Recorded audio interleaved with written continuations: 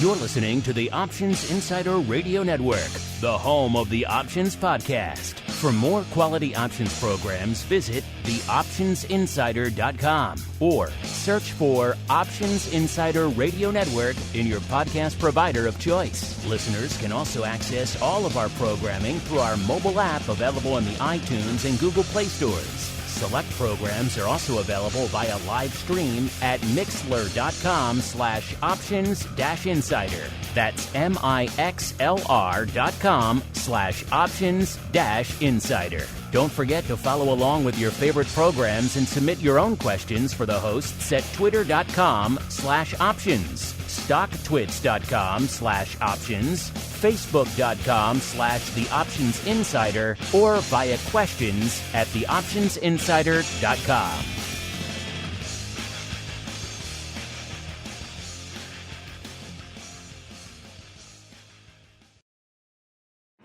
Bitcoin, Ether, Ripple, Litecoin, and more. Cryptocurrencies and other digital assets are taking the financial world by storm. This exploding market provides everything a savvy trader needs: volatility, volume, and liquidity. Provided you know how to find it. That's where we come in. Welcome to the Crypto Rundown. Each week, we'll break down the latest trading activity, trends, and developments on everything from coins to tokens, futures, and even OTC options. If it's moving the crypto markets, then you'll find it on the Crypto Rundown. This program is brought to you by Genesis Volatility, also known as GVol, home of institutional-grade crypto options analytics. Whether you're trading CeFi options or DeFi options, cryptocurrencies move. Use GVol Analytics to analyze implied volatility, model realized volatility, structure positions, and unlock alpha. For more information, visit gvol.io. That's GVOL.io. Now it's time to dive into the exploding world of cryptocurrencies and digital assets. It's time for the Crypto Rundown.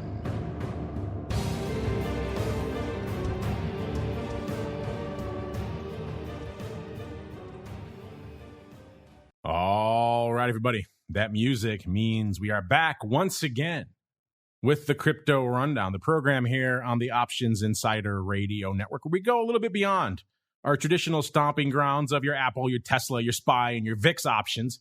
Look a little bit further afield, see what's going on in the crypto derivatives markets. Going to talk about Bitcoin, ETH, maybe the skew, the volatility, the OI, and a whole bunch more. My name is Mark Longo from theoptionsinsider.com, as well as, of course, from the ever-exciting Options Insider Radio Network, upon which so many of you are binging. For all of you cool kids in our pro club, you're going to be joined a little bit later today. We're going to have a great pro Q&A session. None other than Mr. Tony Saliba coming in to answer your questions. So if you haven't sent in your questions yet, get them in. It's going to be a packed session. Should be really fun a little bit after the Crypto Rundown today. And of course, if you haven't gone pro yet, theoptionsinsider.com/pro is the place to go to learn more.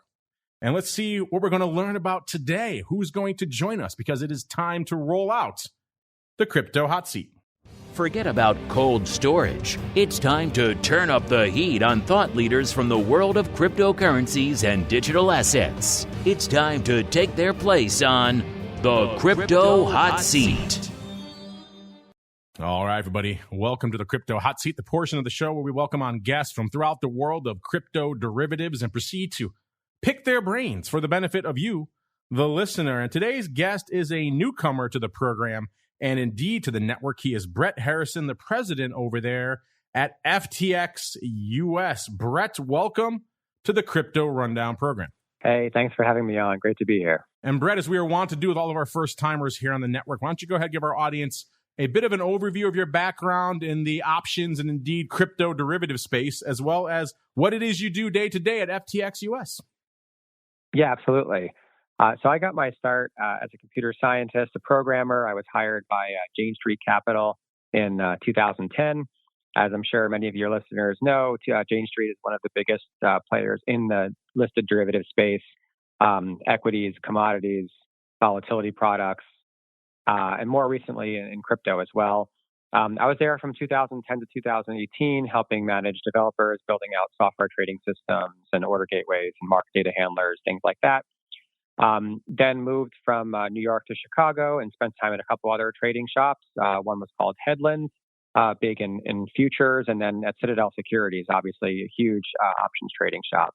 And then more recently, just 1 year ago, came over to FTX to be in a very different kind of role, helping build out the U.S. side of our cryptocurrency exchange and all of its various offerings. Let's get into that U.S. side of the cryptocurrency exchange because, of course, we've had representatives from your firm on in the past, back when it was called LedgerX. But, of course, since the last time we talked with you folks, which I believe was pre-acquisition, of course, October of last year, I believe, is when you folks closed the acquisition of LedgerX, made it FTX U.S. derivatives. So maybe let's start there, Brett. What was it about LedgerX and in general, the crypto option space in the U.S. that was so attractive that made FTX want to come in and acquire LedgerX? Yeah, absolutely. So first, backing up a bit, FTX is a global cryptocurrency and cryptocurrency derivatives exchange. We're now the second or third largest in the world by volume. And as I'm sure you know, as with most other asset classes, much more volume trades in the derivatives for crypto than the underlying spot. Things like being able to put on more advanced strategies, capital efficiency, hedging, insurance. But more than 95% of that total derivatives volume is happening outside the US. And that's because of a few reasons. One is that all of the crypto native players didn't yet have the licenses from the CFTC, the Commodity Futures Trading Commission, required to be able to offer those products to US customers. In addition, the few exchanges that do have those products in the US aren't crypto native. They're not places where you can, for example, post spot Bitcoin as collateral for a Bitcoin options position, let's say. So that's why the volume hasn't really grown much in the US. FTX US was started a couple years ago now as a regulated US exchange, originally for spot crypto, but it's always been our ambition to try to bring those derivatives to the US market. But we didn't have those licenses. They take somewhere between 2 and 5 years to obtain all the right licenses. So we were actually looking to see, should we try to apply for them from scratch, or can we acquire a company that already has them? And we got linked up with Zach Dexter and LedgerX, and they were just an amazing company, an amazing product. They have both the exchange and the clearinghouse license required to be able to match and then clear derivatives trades of all kinds, but specifically specializing in crypto. And it was a perfect match. And so we acquired them in October. The big thing that we have going on now with them is that right now they require their options and futures products to be fully collateralized, which is not super interesting for most people who want to use derivatives in a capital efficient manner. So we have a big application in front of the CFTC right now to be able to enable real-time 24/7 margin direct to customer in our clearinghouse, which is something I'm happy to get into more detail of. But once we do that, we will be the first crypto native player to be able to bring these products to US customers in this fashion. Well, a lot to unpack there. Obviously, it makes sense. Acquiring the license is certainly a heck of a lot easier than applying for one yourself, as you just laid out. The regulatory side of the derivative space on the crypto world here in the U.S. still a little bit fluid. But as I mentioned, it's been a while since we had a chance to catch up with you folks over there. Last time we checked in with you, they were still LedgerX. It was back in April of last year. So obviously a lot has gone on, not just with the acquisition, but in the broad crypto markets. We saw rallies to new all-time highs. And then as of today, we pretty much cut those new all-time highs back in half. Things are back to the dark side again across most of the major crypto assets. So catch our audience up. Again, it's been a while since we checked in with you guys. Brett, what's it been like for you guys over there at FTX US as you're trying to spin up and build out this new derivatives offering, this new derivatives portal? We're seeing highest highs and lowest lows in the market. There's been a lot of living going on in the crypto space over the last year, Brett. Yeah, so I'm going to approach this from a couple of different perspectives. First of all, as a company, we're very new. So FTX US, on the spot crypto side, we really opened our doors for business at the end of 2020. So we've only been around for about a year and a half. Compare that to some of the other biggest players in the space that have been around for close to a decade. So we have a lot of catching up to do. In the beginning of 2021, we had around 10,000 customers. By the end of 2021, we had 1.2 million customers doing around 300 million a day in spot volume. So even with markets generally slowing down, both in terms of volume and, of course, with prices going down as global asset prices are seeing a serious sort of risk-off scenario, we've been growing a ton as a company, and a lot of it has to do with our approach to regulation, our approach to customer service, our intense focus on the quality of our product. And so we've been growing this huge amount, but where we really see the most interesting development in the US is being able to bring this important other side to the crypto space, which is derivatives. So think about in options, which is the most interesting, let's say, to your viewership, you really can't trade options super easily in the US on crypto. The biggest exchange right now is probably Deribit, which is not offered to US customers. But there's, of course, DeFi options and things like that, which are not supposed to be offered to US customers. But in terms of like the regulated crypto option space, it's pretty sparse. And so we see this huge opportunity here to bring this in. I mean, think about in cases where you see high volatility in the market, you see either sideways movements or you see crypto prices going down, people are going to want access to more advanced investment strategies than simply, going long or short Bitcoin. For example, maybe during sideways markets, people want to be able to take their Bitcoin position and then sell covered calls and generate some yield that way. Or possibly people want to be able to just buy puts as insurance for these downward markets. And so being able to bring this big plethora of different kinds of strategies to the market in a regulated fashion in the US is very exciting for us. And so we're looking forward to that.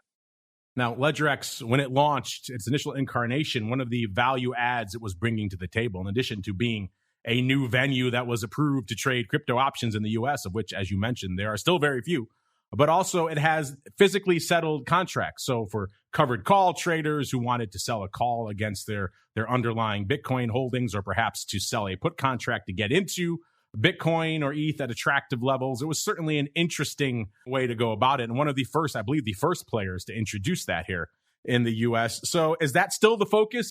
Are physically settled contracts still going to be the focus at FTX going forward? And what are your thoughts on that marketplace? Because we have seen other players like Bakkt, they kind of infamously tried to race LedgerX to the approval window. And Bakkt, we had them on the show not too long ago, and they seem like they're backing away from the physically settled contract, trying to go more towards the cash settled space. So what are your thoughts on the evolution of the physically settled contracts, and are they still the focus for FTX going forward? I think to start, we're going to also pull back and focus more on the cash settled side. There's a lot of different reasons having to do with sort of what's expected by the customer and delivery and other interesting things that come around settlement of these contracts. What people are used to the most on, let's say, the option side for crypto is just imagining a European settled, it's our European exercise, cash settled, let's say quarterly option in Bitcoin and Ether. I think this is just sort of the easiest for newcomers to get their heads around, as opposed to having to think through the physical delivery mechanism. And same thing on the future side, we're going to be looking to do margin, cash settled quarterly futures in Bitcoin and Ether. And that's sort of our first stop. I think it doesn't preclude us from wanting to grow the physical side, and there might be good reasons why customers will want that. But for the most part, the demand is really coming on the cash settled side.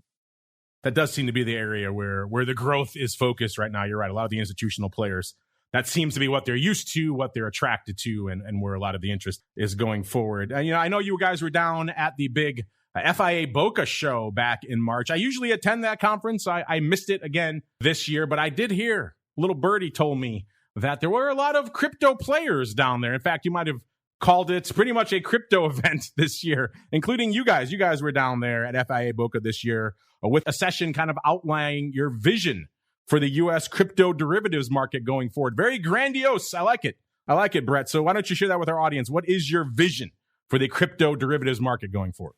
Yeah, it was a great conference. And you're right that crypto really became the focus of the conference this year. We were one of the big sponsors, but so was Coinbase Derivatives was down there. Cbo's down there, and they bought LedgerX, which is another crypto derivatives exchange and clearinghouse. So a lot of players, traditional and new, moving into the crypto space, and it was great to see that all come together. For us, what we outlined was how we think the technology and the approach of FTX US derivatives can really help transform the landscape for derivatives in the US and generally as it has done globally.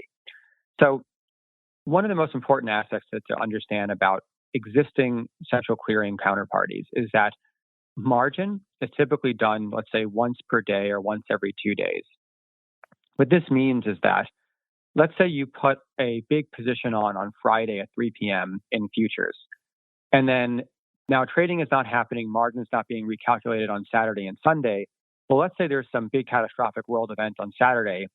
You might have to wait until Monday, sometimes even Tuesday, in the case of long 3-day holiday weekends, to be able to get that risk out of the system, to be able to adequately do margin calls or reassess margin, potentially having to liquidate customers.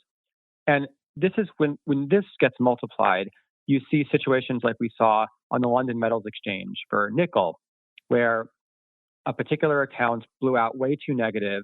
They couldn't call the margin back in time. And as a result, they had to actually cancel almost $4 billion worth of bona fide trades. And that incurred losses for many players in the system who were playing by the rules, and yet they were penalized because of the system's inability to handle the margin risk.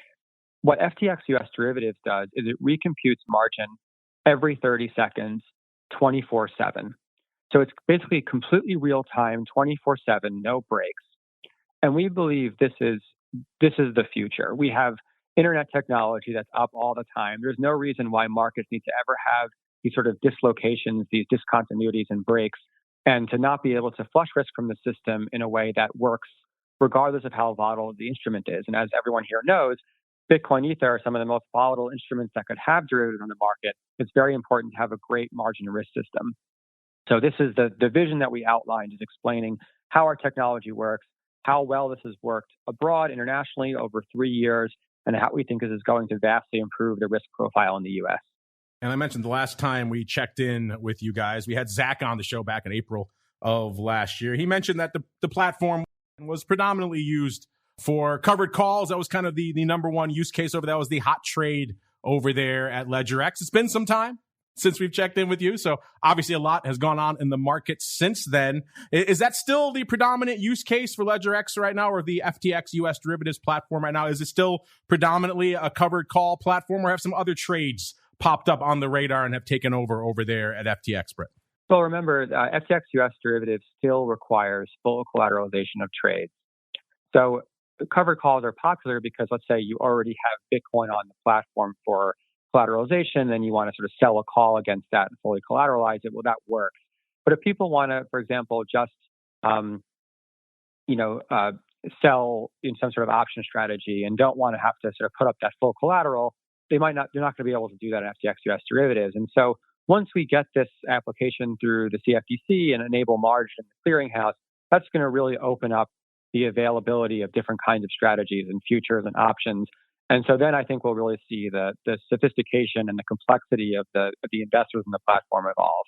Speaking of the evolution of the platform, you guys have now jumped into the extremely competitive, extremely active world of NFTs. It seems like all of our guests these days are adding an NFT offering to their platform. You guys at FTX are not excluded from that as well. So, Brett, what made you guys want to jump into those ultra crowded waters there of the NFT marketplace, and what are you guys bringing to the table there that is new and interesting? Yeah, it's super good point that the marketplace landscape right now for NFTs is very crowded and very competitive.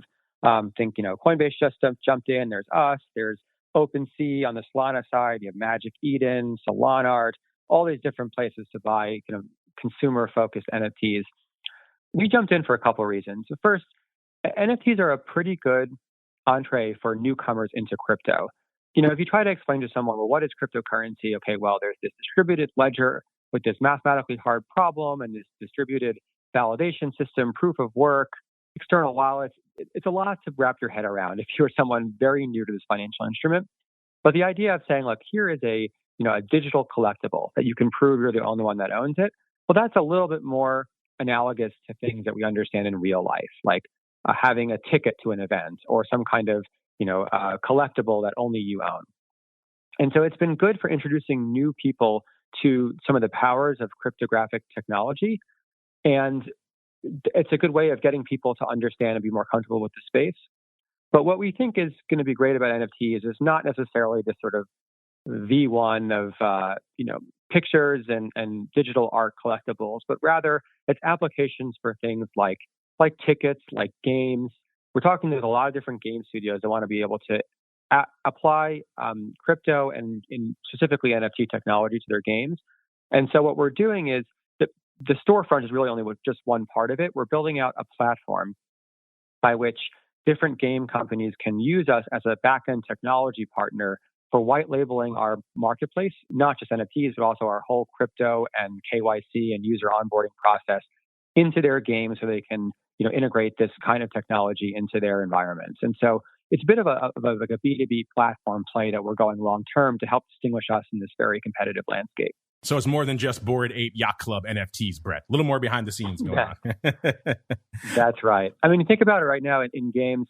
You have people who, for years, have been trading game items. Maybe they level up some character in a game, they get it to a really high level, and then they sell the character by putting the password on eBay for someone to buy. That's sort of like a gray market for these collectibles. Well, why shouldn't there be similar marketplace dynamics applied to this particular marketplace, which has billions of dollars being spent in it every year, and give it sort of more the technological lift and transparency that it requires? And that's why we're excited about it. Interesting. Bring all the World of Warcraft and all these other players into the world of NFTs. I like it, Brett. Yes. We saw another big development in the world of crypto derivatives since the last time you guys have joined us here on the show. That was the launch of the ProShares BITO ETF, and more importantly for our audience, the options on it. Right around the time you closed your merger back in October of last year. That really has transformed the landscape of crypto options trading here in the U.S. for a lot of our listeners who have been trying to get a chance to get at Deribit. They still can't do that here in the U.S. The BITO options have been very strong. They have 60,000 contracts a day, roughly, somewhere in that ballpark from an ADV perspective. So very active. And also, you can trade them in your securities account. So for a lot of our listeners, that was kind of a no-brainer. It has been a very active, very popular contract for them. I'm curious, for you guys over there at FTX US Derivatives, how do you view the launch of that BITO product? Was it a bit of a watershed event for you guys as well? Did it awaken a whole new audience to what you guys are doing over there, the world of crypto options? Or is it maybe something of a competitive offering where the folks are content to have it in their equity accounts and they don't really need to jump through the hoops of going to a LedgerX? What are your thoughts on that event, the launch of BITO, Brett? Yeah, a few thoughts. First, it confirmed what we already knew, which is that there is enormous institutional and retail demand for getting exposure to crypto. And for many, it almost doesn't matter exactly what it is, as long as it tracks crypto decently and they can trade it in however they can currently trade other things in their accounts. So there's going to be, of course, people out there who are willing to open up an FTX account and actually trade spot crypto. But for everyone else, or for institutions that can't hold physical crypto, well, they're going to want exposure through things that they understand. Maybe that's through futures. Maybe that's through ETFs. Maybe that's through different kinds of maybe closed-end funds.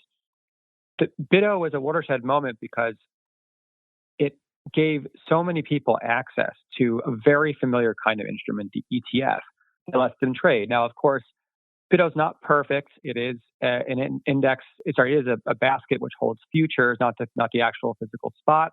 There's tracking error. There's issues of, depending on the season, backwardation and contango when rolling the futures from month to month. But nonetheless, it tracks crypto pretty well, tracks Bitcoin pretty well, and that gives people that exposure they want. For us, it showed us a few things. I mean, first, that when we are able to launch our futures product, I think I'm pretty sure we're going to see interest in people wanting to list ETFs on FTX US derivatives futures, not just on the CME futures.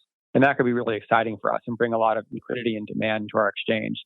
The second is sort of related and not specifically related to us, is the fact that in order for there to be a spot Bitcoin ETF, the SEC would really like to see federally regulated crypto. They'd like to see a marketplace that is regulated by a federal regulator, establish a sort of well-known fair marketplace for crypto so that they can eventually include it in a basket of ETF. And until that happens, they're not going to approve an ETF like that. At least that's what we think. And so that's why we're working so hard with our efforts in DC, talking with regulators, with policymakers, about trying to help influence a great regime for regulating crypto and crypto derivatives together so that we can list spot Bitcoin on a federally regulated exchange and get this into an ETF and make it easier for the average person to invest. Well, I'm looking forward to seeing how that develops. Brett, we've been talking about a lot of top-level things here, but I'm going to get very specific on you now. Brett, because the last time you guys joined us, it was Zach, your former CEO, over a year ago now, and he mentioned one issue with your platform that he was working and hoping to fix. It's been over a year now, so I want to check in. I know a lot of our listeners have been asking about this. They keep an eye on this stuff, Brett. You'd be surprised how keen on detail they are. But the last time Zach was on, he mentioned they still had an issue on their platform with auto exercise of in-the-money options. A lot of our listeners are used to the traditional equity options market. They know if their options are a penny in the money, they're getting automatically exercised by OCC. That didn't exist at LedgerX. You still had to manually exercise your options, even if they were in the money when it came to expiration. I'm curious, it's been over a year now, Brett. Is that still the case over there at FTX, or have you guys fixed that loophole? So I got to check with Zach on the specifics on that one. I know there was work being done there.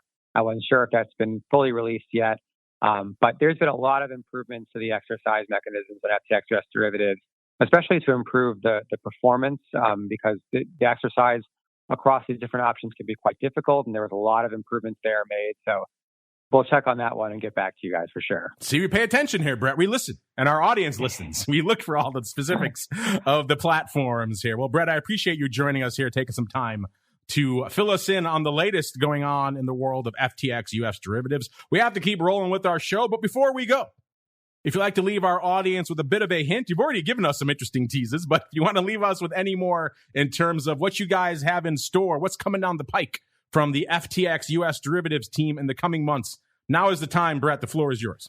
Yeah, so just a lot of things happening on the regulatory side for us. There's going to be a congressional hearing this week about our application and our unique margin model. There's going to be a roundtable, public roundtable with the CFTC, with industry leaders, academics, again, about different kinds of disintermediated clearing models like ours. And then hopefully sometime in the near future, us getting approval for our new margin model, and then being able to bring to U.S. customers the products that we want, which are going to be margined Bitcoin, Ether, futures, and options. And then I think we're really going to be able to expand the landscape for crypto derivatives in the U.S. So really looking forward to that. Well, that makes two of us, Brett. And before we keep on rolling, if our listeners want to kick the tires for themselves and try out your platform, where should they go? What should they do, Brett? Yeah, they should check out ftx.us. And that's our platform where they can see spot crypto and also crypto derivatives. They can access the derivatives platform through there. Again, formerly LedgerX, now FTX US derivatives. They can create the accounts and start trading. There you go. Check it out, listeners. I know a lot of you have been waiting for an update on this platform. I hope you're happy. Kick the tires and light the fires for yourselves. Meanwhile, it's time for us to keep on rolling. It is time for the Bitcoin Breakdown. It's time to explore the latest trending activity, trends, and developments across the world's leading crypto market. It's time for the Bitcoin Breakdown.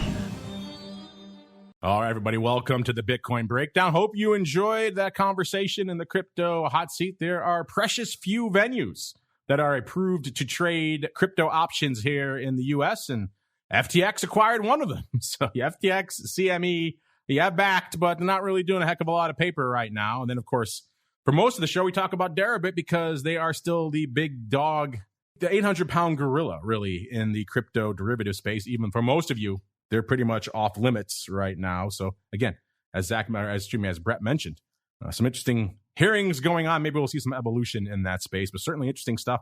FTX, you guys are probably familiar with them from their various naming rights on stadiums that they've acquired now. So they're bringing some muscle to the U.S. crypto option space. It'll be interesting to see how that unfolds in the coming months. Unfortunately, what's unfolding right now in the crypto markets here is a whole heck of a lot of red. So if you're on the crypto hodler side, then maybe you see this as an opportunity to average down your prices because there is a heck of a lot of red on the screen. When we kicked off that chat with Brett, we were at about 31,078 out there in Bitcoin. We were at a little bit north of 38,000 on our last show. Remember, we had briefly flirted with over 40,000 in between, listeners. So that's quite the sell-off. Over 7,000, about 7,050 handles over the course of the last week. And of course, as we were talking there in a crypto hot seat, Bitcoin continued to sell off, threatening the 30K level now. It's at about 30,600 right now. So a lot of red on the screen. That is obviously the low for the week. The high, we threatened 40K last Wednesday, 39,834. That's about as high as we got out there. Now, we've been talking about it for a while. Bitcoin vol has kind of been languishing. It's been slowly eroding, not a heck of a lot really propping it up out there. And that was the case last week. We got down to about a 60, pretty much hanging out around that low 60s, high 50s level for quite some time. This week, seen a little bit of a change out there. Remember I said if we see protracted, aggressive sell-offs, then we might see Bitcoin starting to act more like an equity option where the puts will finally get a little bit of life to them and we'll actually see the vol increase as we continue to move to the dark side. And that's pretty much what we're seeing right now. When we kicked off the show, listeners, the vol had popped from a 60 even on our last show to a 77. So threatening an 80 again right now. That was pretty much the high for the week. So we haven't hit 80. Maybe we've hit it now as we've been talking. Certainly, as we keep getting closer to 30,000, I do believe that vol will continue to tick up. So interesting stuff. Remember, all these analytics coming at you courtesy of our friends over there at Genesis Volatility. gvol.io is the place to go to kick the tires and light the fires. You could argue that you need that data now more than ever with these markets in full-on blood red panic mode. You need to know what you're up to out there. So gvol.io is the place to go. I also said on recent shows, if it takes a pronounced sell-off to really see that put wing kick into high gear and to see that skew really turn markedly negative. And that's kind of what we saw over the course of the past week as well. Last week on the show, the skew was about -5. This week, -10. So firmly into the negative territory, which again, we're threatening 30K now. We are looking pretty much all red for the better part of the last week, certainly since Wednesday. That's what it takes to really see the skew start turning to the dark side and the vol start popping out here. Simon's Bit Skew, remember, he makes Bit Vol and Bit Skew. Interesting enough, I did see Simon in person. He flew in from Australia this week. He was at an event for our friends over there at MyAx who create spikes. He's going to be in Texas next week at the OIC conference. So fun to see him. Haven't seen him in a couple of years in person either. His Bit Vol has ticked up from about a 63.5 on our last show to about a 79 now. So that's his 30-day measure of vol, so kind of his Bitcoin VIX, and his Bit Skew is still hanging out at about a 96.5. So his hasn't really changed that much. It was about a 98 on last week's show. Coming into the start of the show from an OI perspective, what's going on out there on Deribit right now? We've seen the calls tick up a little bit, up about 8,000 contracts. There's about 115,000 contracts open on the call side of Deribit right now. But the puts have been where the lion's share of the interest is for obvious reasons. Those are up to about 68,000 contracts opens, up about 15,000. So in terms of new positioning, they're outpacing calls about 2-to-1. It's going to take a little bit more than that because net OI, it's still about 2-to-1 calls over puts. It's going to take a lot more downside to really make the puts catch up to the calls. Mark my words, listeners, when we get there, if it's 1-to-1 puts versus calls, then you know something really interesting has happened in the world of Bitcoin options.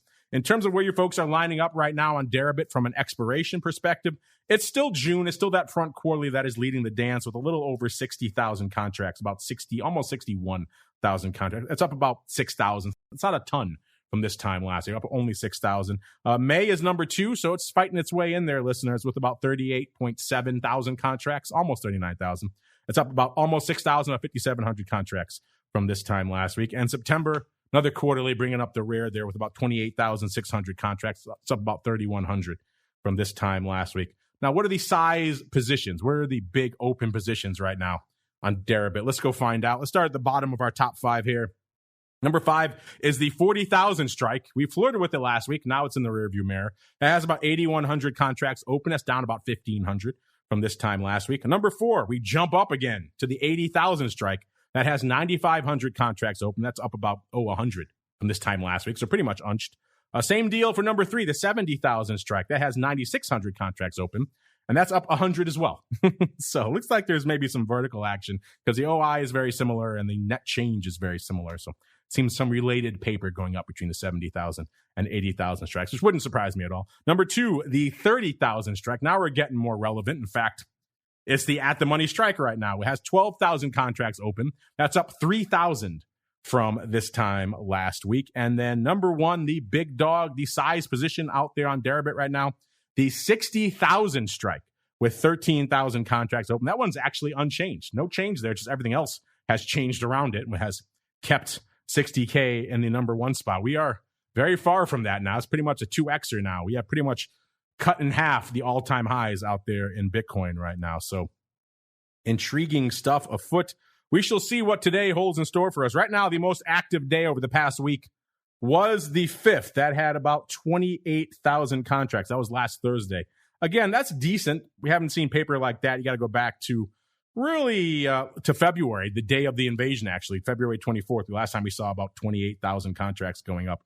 So that's pretty decent paper, all things considered. We'll see if we can eclipse that today. As if we break through the 30,000 level, that may indeed be the case as we're getting closer to it now, listeners. 30,425, off 12% just today. Let's go out to CME land, see what's going on out there. And not a heck of a lot. Remember, we saw a couple of weeks ago, we saw a ton of Bitcoin options going up, nearly 500 in one day. Not as much this past Friday. 153, that's still a decent chunk for them, but it's not the close to 500 we saw very recently. The OI has come down quite a bit as well, down about 600 contracts to about 1,630. Similar deal on the futures front. Not a heck of a lot of paper going up on the big futures out there. Only 6,300 going up on Friday. And the OI pretty much unched at about 10,000. So not a lot of love, not a lot of action for the big 5X contracts over there at CME. It seems like all the interest these days is in the micro stuff, even though micro Bitcoin not exactly blowing the doors off on Friday either, the most recent trading day that we have data for, listeners. 16,000 contracts going up on Friday. And that's pretty much even with the OI, which is about 16,000 as well. That's down about 3,300 from this time last week. So not a ton of paper lighting it up over there on CME, in spite of the fact that we've had some interesting downside action. Let's see if that's also the case with the altcoin universe. It's time to move beyond Bitcoin and find out what's moving the rest of the crypto marketplace. It's time to boldly venture into the altcoin universe. All right, everybody, welcome to the altcoin universe, the portion of the show where we break down just what the heck is going on out there in the world of all things outside of the big dog, which is Bitcoin, except for right now when we talk about top 10 from a market cap perspective. And man, how much lighter the top 10 look this week than last week, listeners. Number 10, we have good old Luna, still there hanging out. Number 10, Avalanche, a distant memory, that one being annihilated out there as we speak.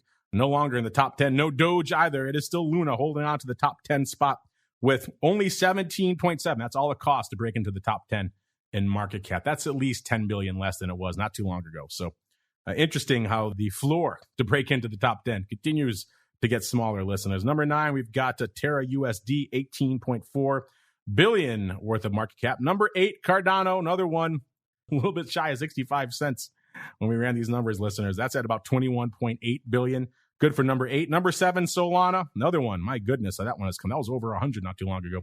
66 bucks when we ran these numbers. That's at about 22.6 billion worth of market cap. Number 6 is XRP, hanging out right around half a buck. Good for 24, almost 25 billion. Now we jump up a bit to number 5. Good old USD coin has about 48, almost 49 billion worth of market cap. Number 4, BNB, hanging out at 51 billion. Number 3, it's Tether with about 83.25 billion. Number 2, you know what it is. It's ETH, back down to that 2,200 level, listeners. Wow, that's an interesting level. That's a level I know some people were looking at as an intriguing BTFD point, somewhere between 1,700 and 2,200. We're back at that, listeners. And number 1, by the way, ETH right now, 278, almost 279 billion with the market cap. And number 1 out there, the big dog, is Bitcoin, just a little bit shy of 600 billion, about 598 billion. Let's get on out there to the number 2 in market cap, number 1 in your hearts. That is ETH. When we kicked off the show, it was just about 2,300, 2,297. Of course, on our last show, it was 2,794. So it's off almost exactly 500 handles from where it was this time last week. That sell-off has continued. It's down to 2,268 right now. So I'll be threatening that 2,200 level pretty soon. In terms of highs, we got up to almost 3,000, 2,954 on Wednesday. And again, the low is right now. So interesting range out there. As you might expect, ETH vol continuing to tick up, just like Bitcoin. It was a 66 last week. So Bitcoin and ETH vol were looking very similar this time last week. Now ETH back up to about an 80, listeners. In terms of skew, again, same deal as with Bitcoin. We're seeing a lot of downsides. So you're going to see negative skew. And last week, it was still pretty negative. It was negative 6.2, but it has continued to increase every session. Now it's down to about negative 9.9. So pretty much a negative 10 out there in ETH as well, which is pretty much exactly where it is in Bitcoin, negative 10. So intriguing similarities afoot between the two. Let's go out to the OI, see what's going on out there on Deribit. from an ETH OI perspective. And the calls, there's about 1.3 million calls open on Deribit right now. It's up about 150,000 from this time last week. The puts, 715,000. They're up 100,000. So puts trying to close the gap. Not quite there because calls still opening more paper this week. But we are seeing more puts on the tape. So only time will tell. If we can see the puts catch up in ETH as well, that would certainly be very, very interesting. Action-wise, something similar to what we're seeing out there in Bitcoin these days, listeners, from an overall ETH action perspective. Levels on par with what we saw back in February, the invasion time frame out there. Let's get on out right now to see what's going on from an overall positioning perspective. Number one is still June. ETH in general just loves itself a quarterly, and that remains the case right now, listeners. 608,000 contracts open on Deribit in June. That's up 33,000 from this time last week. Number two is May. It's looking very similar to Bitcoin right now. 360,000 contracts open in May for number two. That's up 59,000 from this time last week. And number three, September, bringing up the rear, the next quarterly, 349,000 contracts. It's up about 38,000 from this time last week. Let's go see what the size positions are out there in good old ETH options right now. I'll start from the bottom again, because why not? Number five, we have the 20,000 strike. Man, that's looking quite optimistic right now, listeners. There's 100,000 contracts open there. That's pretty much unchanged from this time last week. Number four, we have a newcomer to our top five, the 2,500 strike, which was the at-the-money strike. Pretty much right on time we ran these numbers. It's now in the rearview mirror. But the 2,500 strike has 122,000 contracts open. That's a newcomer to our top five this week. Number three, the 5,000 strike. That has 130,000 contracts open. That's up about 8,000 from this time last week. Number two, the 4,000 strike. Seemed like we were there not too long ago. 133,000 contracts open. That's up 22,000 from this time last week. And dominating the list this week, once again, the 10,000 strike has 139,000 contracts open. That's up 9,000. So new positioning on the 10K strike this week. In terms of CME on the futures front, not a heck of a lot going on the ETH front there either. 4,000 contracts on the big futures trading on Friday. The OI down about 600 to about 3,000.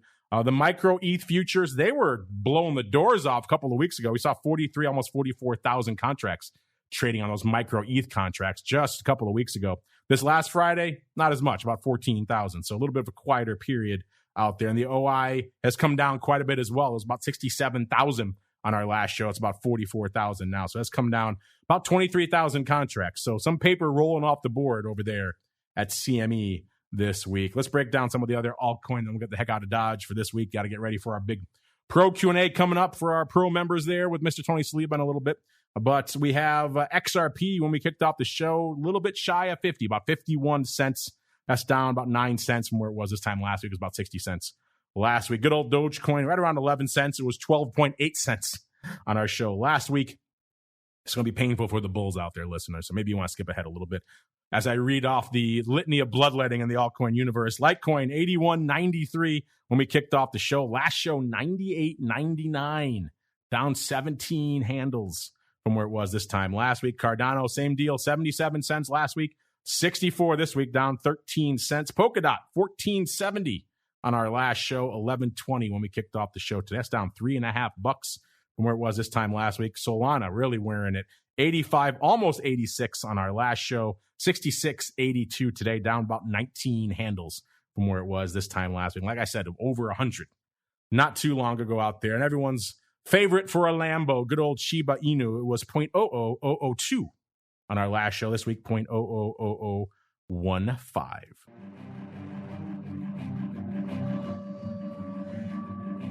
All right, everybody, that's going to do it for the crypto rundown this week. All of our pro folks, hang out, get a beverage, hit the restroom. If you haven't submitted your questions yet for Mr. Tony Saliba, get them in now. It's going to kick off in about 45 minutes here. That's going to be fun. Looking forward to getting him back in here to answer your question. He loved it so much last time. He's been bugging us forever. I want to get back.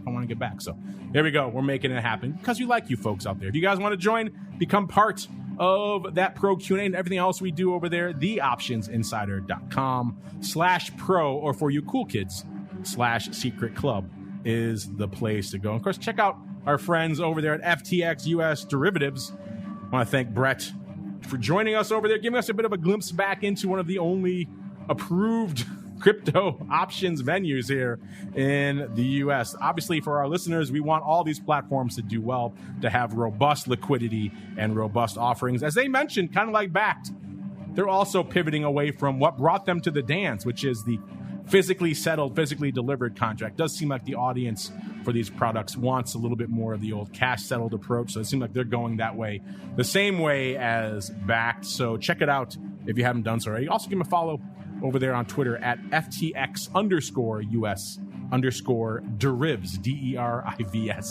is the place to go. We have to get on out of here. We'll be back in about 45 minutes with one and only Mr. Tony Saliba to answer all of your options questions. Then I'll be traveling for a lot of this week down to Texas to get the lay of the options landscape at the Options Industry Conference. Back again on Friday for Ball Views, and of course for all you cool kids out there in the Secret Club with Options Oddities. We'll have some other folks out there. We're wrangling some fun guest hosts for TWIFO this week and for the second episode of the Option Block. Mr. Once and Future Dr. Vix has offered to be my Joan Rivers on TWIFO, so that should be fun. See if we can wrangle a fun guest for him, and I'll be back on Friday, and we're all back again on Monday. Another episode of the Crypto Rundown. Stay safe out there, everybody. This program is brought to you by Genesis Volatility, also known as GVol, home of institutional-grade crypto options analytics. Whether you're trading CeFi options or DeFi options, cryptocurrencies move. Use GVol Analytics to analyze implied volatility, model realized volatility, structure positions, and unlock alpha. For more information, visit gvol.io. That's GVOL.io.